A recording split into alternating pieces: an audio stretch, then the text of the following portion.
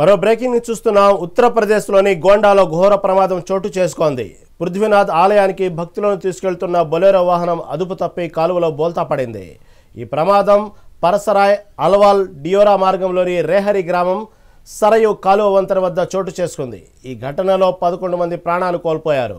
సరయు నది నుంచి మృతదేహాలను వెలికి తీసినట్లు పోలీసులు వెల్లడించారు. ప్రమాదం జరిగిన సమయంలో వాహనంలో 15 మంది యాత్రికులు ఉన్నారు. 4 వ్యక్తులను స్థానికులు కాపాడినట్లు పేర్కొన్నారు. వాహనంలోని వారంతా మోతీగంజ్ పోలీస్ స్టేషన్ పరిధిలోని సిహాగావ్ వాసులుగా అధికారులు గుర్తించారు. ప్రమాదంలో 11 మంది మృతి చెందిన విషయం తెలుసుకుని యూపీ ముఖ్యమంత్రి యోగి ఆదిత్యనాథ్ సంతాపం వ్యక్తం చేశారు.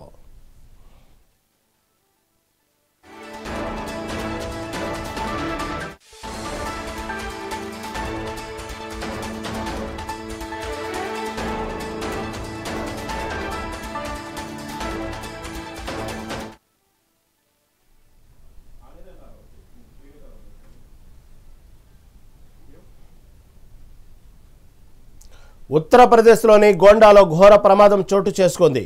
పృథ్వీనాథ్ ఆలయానికి భక్తులను తీసుకెళ్తున్న బొలెరో వాహనం అదుపు తప్పి కాలువలకు బోల్తా పడింది. ఈ ప్రమాదం పరసరాయ్ అల్వాల్ డియోరా మార్గంలోని రెహారీ గ్రామం సరయు కాలువ వంతెన వద్ద చోటు చేసుకుంది. ఈ ఘటనలో 11 మంది ప్రాణాలు కోల్పోయారు.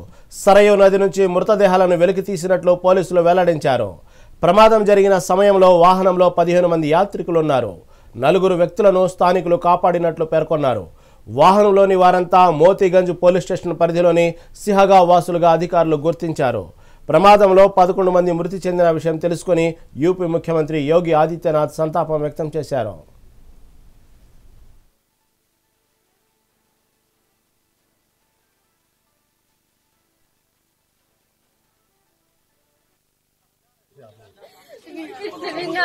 दर्शन करने तो कैसे यहाँ अंदर चले?